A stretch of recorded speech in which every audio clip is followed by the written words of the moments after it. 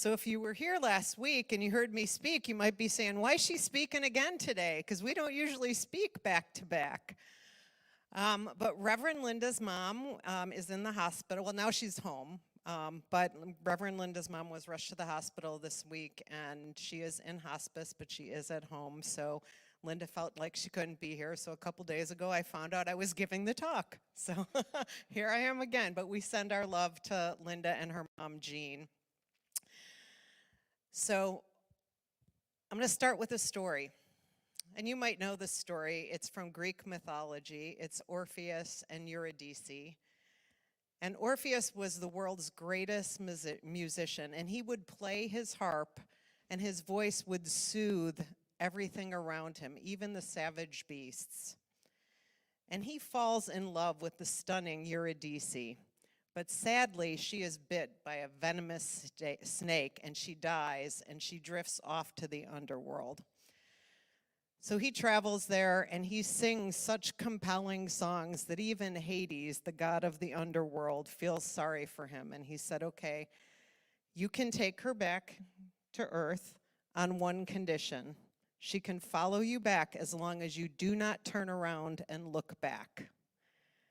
And of course, all along the way back, he doesn't hear Eurydice behind him. And he's almost steps from the exit. And then he can't help himself. He turns around and he looks back. And she disappears and she's gone forever. And we do the same thing, don't we? We do that in a lot of places in our life. And whether we're talking about relationships or friendships or things that didn't work out in our life, it is so tempting to look back. We know better here because we know we're supposed to look forward, but we still look back. We're trained that way. And we can really be committed to our doubt and our fear. So today, I want you to commit to the love you're calling in your life. And that might be more self-love. I think a lot of us could use a dose of that, like that little self-critical voice that lives up there, at least in my head. Or maybe it's love for a partner, whether you have a partner right now or not. Or maybe it's greater love in your family or your friendships. But we know that what we focus on expands. So I want you to commit to looking forward. That's my invitation for you this morning.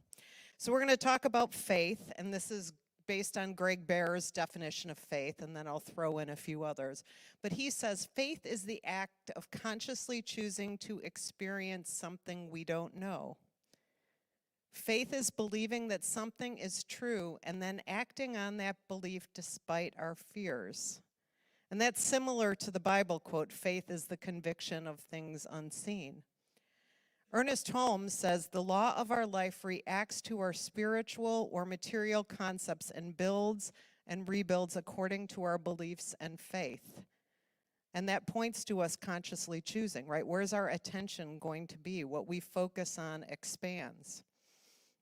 So Greg Baer talks about four kinds of faith that are essential to our genuine happiness. The first is faith that change is possible. The second is faith in the truth and finding true love.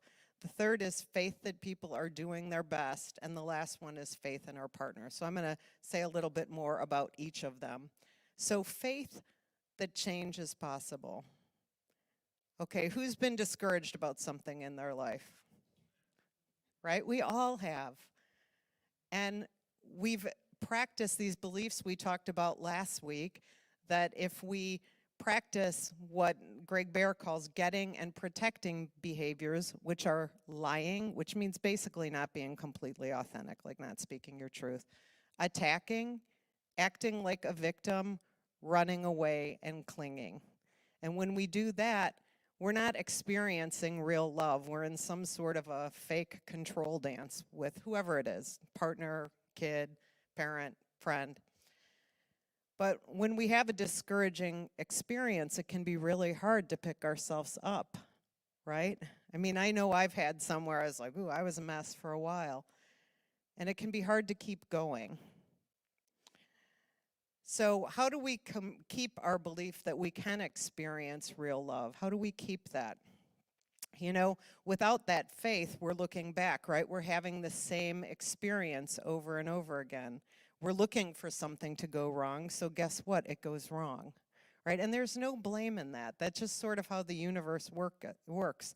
And in the Bible, they say, as a man, or I'm going to change, as a woman, as a person thinketh, so are they, right? As we thinketh, so are we. But as I said, it can be hard to pull out of a slump. And I think that the easiest faith to build, especially about the areas in our life that are hard, you know, today we're talking about love and relationships, but the area of your life that might be hard might be something different. It might be finances, it might be having the right job, it could be anything, right? So I think the easiest way to build our faith is to just practice affirmative prayer for the desired state and just see that it works. Maybe you can't go far enough, you know, if you're trying to call in a partner. Maybe you're just like not quite ready to do that, but you can practice in other parts of your life. You know, as I was preparing this, I was thinking about places in my life where change happened because I did spiritual practice and I got prayer around it. And sometimes it was prayer for a long time, just to be clear, right? It was like coming back to it. But when I was in practitioner training, I had been dating this guy on and off for 4 years. And the day before my second year started, and I knew he didn't want me to continue. So I was sort of like, him or that, him or that. The night before my first class in my second year, he broke up with me out of the blue. And I'm like, I guess I got an answered prayer. Wasn't what I expected, but I got an answered prayer. But I think about when I left my corporate life and I found a new vocation, like I had to keep turning that over, and then things began to appear. You know, not the house, not the condo we live in now, but a place I bought a while ago in the city. I had just left a corporate job. I didn't have predictable income. Someone actually said to me, "You're going to need a co-signer." And I'm like, I am 50 years old. I am not going to go ask my big brother to co-sign my loan. I have money in the bank. And you know what? I found someone who would look at the fact that I had money saved, right? So that was an answered prayer. It was stressful when it happened, but we all have examples, but we have to build the muscle of our faith in general so that then we can apply it to the area of our life which is a challenge. And specifically today we're talking about relationships. Second kind of faith, faith in the truth and in finding real love. And when he says faith in the truth, he really means speaking the truth, saying what is true to you. So for you, so if you speak the truth, then you feel seen, then you feel accepted, and then you experience love. And so we have to tell the truth about what's going on with ourselves to feel loved and accepted. And so often we're afraid to, right? Have you ever had the experience, though, when you shared something that was really felt like you felt so vulnerable sharing it, and then you just felt so connected to that other person because they heard you, you know? But it's not natural for us because it feels risky. What if this person rejects me? What if this person laughs at me? What if this person, you know, criticizes me or avoids me or whatever? It can feel really vulnerable. But when we block what's in us, do you ever have that feeling where like you really know you're not saying what's true for you, and you just have that icky feeling in your body? I always think that's your spirit telling you you're not being authentic, right? And it can be terrifying to step through that. So we need to lean on our faith to bolster us. You know, sometimes it's just a prayer for courage. Like, I have to have this hard conversation. Help me, right? This might be hard. They might not be able to hear me, but I have to do it. Help me. Faith means believing that when we consistently tell the truth, someone will accept and love us, and someone will. Faith is a decision you make to tell the truth about yourself, even when you're still uncertain about what might happen. I love that. And I think that, you know, a lot of us in life, we're trying to play it safe, right? Just to be honest, I can look at myself and go, I can see lots of ways that I have played it safe. and not spoken my truth. But it takes a little vulnerability to step out and say, look, I'm not doing this by myself. The Spirit which created me is my partner in this and helping move me forward. And sometimes disappointment in life turns into the best thing that ever happened to us. Have you ever had that happen? That, the worst thing actually is the best thing. So we don't know what Spirit's up to. The next type of faith is faith that people are doing their best. I had an experience with my mom. It's probably like 23 years ago. I was sick. I've told this story before. And my mother, I couldn't keep anything down, just to be clear, in defense of my mom. But she couldn't bring me anything I could eat. She didn't bring me anything I could eat because I'm allergic to corn and everything had corn. And I'm like, Jesus, don't you know I'm allergic to corn? And so I was all mad after this, after she came and cared for me, but it just pushed a trigger from my childhood, right? She didn't care for me the way I wanted her to, right? And I'm not blaming my mom. My mom was the bomb. I loved her. But about 3 or 4 weeks into it, she called me on the phone and she said, honey, I don't know why you're mad at me, but I've always done the best I could. And I was like, ooh, that stopped me in my tracks. I'm like, I knew that was the absolute truth. She always did the best she could. She came from a German family. Her father was tough. I wouldn't have wanted to get in trouble from him, right? So she was doing the best she could with what she knew. People in my parents' generation didn't talk about things, right? We talk about things a lot more than parents did. Anybody else have that experience? So the thing we have to kind of assess is, as we're sharing with people, we also have to understand sometimes people are not available to show up the way we want them to or we need them to. And it's okay, right? It's okay. We just bless them and honor them where they are, but they are not the director of your life, right? What someone else does is not determine your life. And I just, we believe that we're one with Spirit. So when we're anchored in our Spirit, we have to have our faith in that. And it's easy in the world, we're surrounded by all this social media and whatever, to think that we're at the effect of something, but we're not. We're not really, unless we choose to be. So assume good intent. Give people the benefit of the doubt, right? Sometimes we're all distracted. Sometimes we're all unavailable. And, we really don't know what's going on in someone else's head. That's the truth. How many times have you had that happen where we were convinced that we knew what someone else's intent was, and then we actually talk about it and we found out we were absolutely incorrect? We had no idea. Yeah. So just move toward where you feel supportive, resonant energy, right? That might not be every place in your life, and that's okay. The next type of faith is faith in our partner. And we believe, many of us were taught to believe, trust is earned. And I know I believed that trust is earned. You're not going to really know who someone is till you're with them for a while. But if you step, and this is specific to relationship, but if you step into it with this trust is earned thing, you're always making the other person prove themselves, right? And I have to say, I was super guilty of this. When I started dating Rich, I was like, I just had a really terrible experience a year and a half ago. Is this going to be more of the same, right? And he was the one who had no skepticism, lots of trust. And it's finally I got over myself. But when we're looking for evidence that people aren't trustworthy, we see it everywhere. We see every mistake they make. We see mistakes that aren't even really there. And in a way, we're assuming the other person is bad or wrong. And if we assume someone's going to hurt us, then they don't even have the chance to prove that they're not, because we're already shut down. We're in the land of what's absent instead of the land of what's present. So this points us back to working with the law, right? We don't want to focus on what there's a lack of. We want to focus on what we're calling in. We want to be at choice in our life and choose what we want to call in. We want to look forward. Choose to have faith in your partner, your friend, your family. Have faith in them. Give them the benefit of the doubt. Baer tells a story that I love in his book. because I think I probably lived this story, just to be true. So Chris and Ellen meet, they fall in love.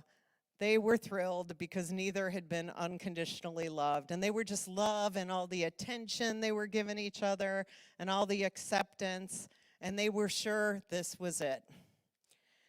Their only experience prior to that is what Baer calls imitation love. So when the honeymoon phase was over, they became unhappy with each other. So eventually they found a wise friend to help them. And imagine this dialogue. This is, Ellen says, "We never talk anymore." Chris says, "Why would I want to? You're mad at me all the time and you nag me." Ellen says, "You don't listen to me or spend time with me. And if I don't get angry, I can't get you to do anything." Chris says, "See what I mean? You're angry right now. Who wouldn't hate that?"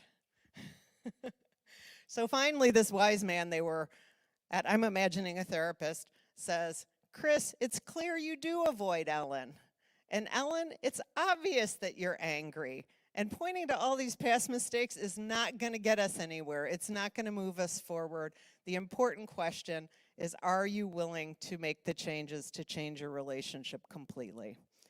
So he sent them off to talk to others who would listen and accept them and to practice it. So Chris started to do his homework, speaking his truth, being accepted, being, connecting with these people. And he started to feel differently.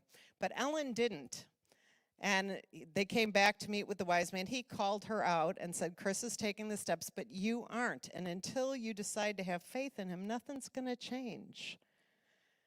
Faith means acting on a belief that you don't have proof for, right? So Chris changed, but Ellen never changed, so they didn't stay together. And I like that story because it's so real, right? It's so real.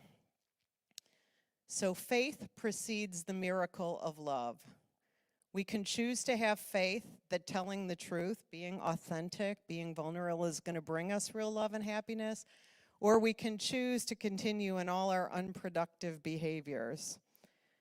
And every time we interact with anyone, we decide whether to exercise faith, don't we?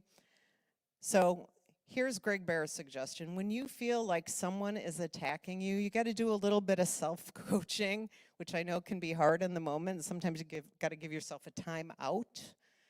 But, when I do this behavior, you would say to yourself, when I do this behavior, I'm afraid and protecting myself. And then when other people do the same thing, they are protecting themselves. They're afraid also. And I can choose to see that that person is attacking me because they're feeling unloved instead of getting mad at them.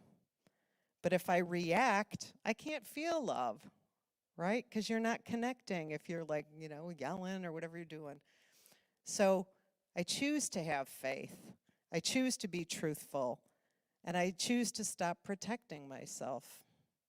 Because I already know protecting myself doesn't work. Whoever felt lonely because you were protecting yourself, right? Yeah.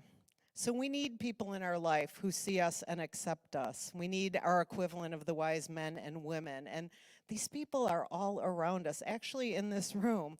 I remember when after the breakup in my second year of prac training, my first class, I cried for 3 hours. It was so great to be in a room where no one tried to fix me. Our teacher tried to fix me, but all my classmates were like, "Yeah, she's just not okay right now. It's okay. Come here, honey." But I had never had that experience. Like, I grew up in a family where, big girls don't cry. Like, don't make a mountain out of a molehill. All of these things, right? And so we naturally love and accept people when we're vulnerable with them. We have to take responsibility for how we're being. Get real with yourself. I had an incredible experience this week that I'm going to share a little workshop-y style thing with you guys before we finish. Can you hand that out, Jason? And it's online. You guys will have this online. So I want to tell a story. I had this guy speak. I run peer groups for CEOs during the week. I had this guy, Michael Brody Waite is his name. He did a TED Talk that has over 3 million views. And he is a recovering addict. And he was homeless. He lost his job. He lost his car. All of these things. He was in his early 20s. And he finally ended up at the Betty Ford Center. And he said, the thing that worked for me was they gave me something to do instead of doing drugs. Someone telling me, don't do drugs, it didn't help me, right? But if they said, do this instead, go do these 12 steps, that helped me. And so he taught us 3 principles that are really what we've been talking about the last couple of weeks. 1, practicing rigorous authenticity. Just tell the truth about what's going on for you. Number 2, we're big on this here, surrender the outcome, right? The how, the whatever, it's not ours. It belongs to Spirit, God, whatever your word is. And do the uncomfortable work. So this is this little worksheet I gave you that you can take home. But we're going to do it together quickly because I think I really had a little breakthrough when he did this with us, and you might need a little more time to have the breakthrough I had, but I just want to walk you through this. So look at something in your life you're saying yes to, but you really want to say no to. And what will the person think if you say no? Because he said Michael's thing is addicts say yes all the time to things they don't want to do. And so that's where the yes and no comes. But we've all learned that, you know, conscious leadership has the full body yes, like this yes and no thing. We're familiar with it. So you're going to say yes, but you really want to say no. And what will the other person say if you say no? And why do you want to say yes? So mine was, I picked a person in my life where I feel like I always need to be available to that person whenever they need help with something. It's my Achilles heel, you guys. And, you know, what will the person think if I say no? And I thought, well, they'll think I'm like someone else who was earlier in their life who didn't treat them well. So I want to say yes because I'm a pleaser. So that was mine, okay? And what are you worried about if they think that? Right? Well, in my case, I was worried that they would think I'm exactly like that person, that I don't care about them. That's what I was worried about. And what is the doom or death script that goes off in your head? You know, this is the real breakthrough that I had. Mine was that I'm going to be like ostracized and I'm going to be alone. And I'm like, where did that come from? But, you know, if I think back, you know, we overanalyze, some of us, like me. And I was like, you know, when I was little, we would come home from school, and sometimes I would be alone, or my brother would come help me break in the house because he was a ninja. My brother was great at breaking in our house, but no one was there. So, like, that created this, like, being alone. And then, like, losing my brother 7 years ago, you know, I was like, oh, my God, he was my cheerleader. You know, he got me. And I'm like, so for me, it was really about being alone. But the thing we mostly fear is physical death or social death. Those are the 2 biggest fears that people have. So then you got to rate it emotionally. How uncomfortable does that make you? Scale of 1 to 10. So I said it was an 8, right? And then you have to say, how probable is this that it's really going to happen? And I said, you know, honestly, it's a 1, right? So then you calculate a percentage, which you can read the form later. But I realized I was making this fear 800% bigger than it actually was, right? Which is crazy. So then, instead of what you're saying yes to that you don't want to, is anybody getting something for themselves, by the way? You're thinking about your own life? So then you have to say no 3 times for the thing in the next month. So I'm going to say no 3 times to be overly available, right? And instead, I'm going to spend that time working on something that I've been wanting to do, right? So that's how the exercise works. So I want to encourage everyone to create an affirmation about what you're going to do instead, because we're going to take this into prayer.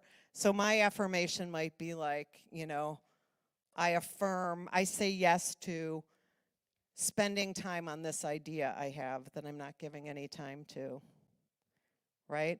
Or I say yes to taking time for self-care, whatever yours is, okay? And I want to invite you now just to take a second and turn to your neighbor, if you have one, and online, you can type it in the chat. What do you want to say no to, and what do you want to say yes to? Just take a moment and share it with your neighbor, and then we're going to take it into prayer. That's your homework. Take your affirmation into prayer.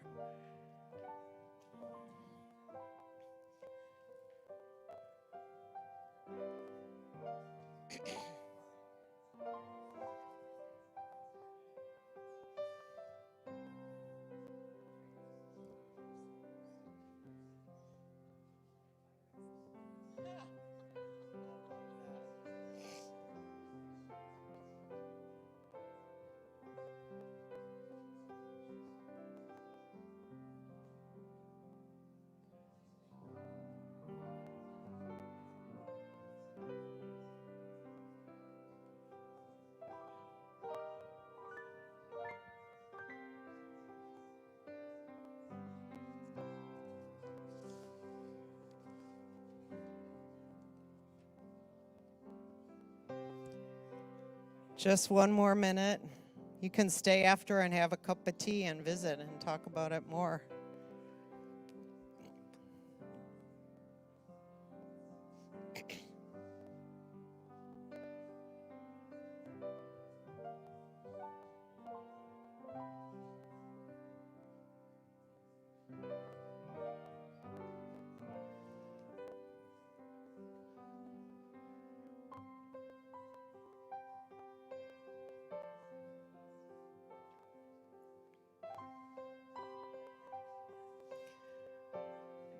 And so just bring your attention back to yourself. Finish your conversation. And I just invite you to turn within. And I want you to affirm in your mind's eye, what are you saying yes to? And in this moment, I know the presence and power of Spirit. This is a presence and power of love and possibility. This is the presence and power of ease and grace and creativity and joy and perfect divine well-being. And I know that I am one with this presence and power. I am one with this love, this goodness, this grace, this ease, this divine joy and happiness and love that is unfolding. And as I know this for myself, I know this for each of the people hearing my words. I just know that we are all one with this presence and power of love and goodness and grace. This presence of possibility, this faith in Spirit, this presence that is never an absence. So from this place of oneness, I speak my word, just knowing and affirming that each and every person has gotten something new for themselves and their life. I claim and call forth more and more love for others, more and more love and self-acceptance. I declare that we speak our truth with authenticity and that it is received in love. This is what I'm knowing and affirming for all of us. I say yes to this. And I just invite you to speak your affirmation out loud now into the room. I say yes to, just do it all at once.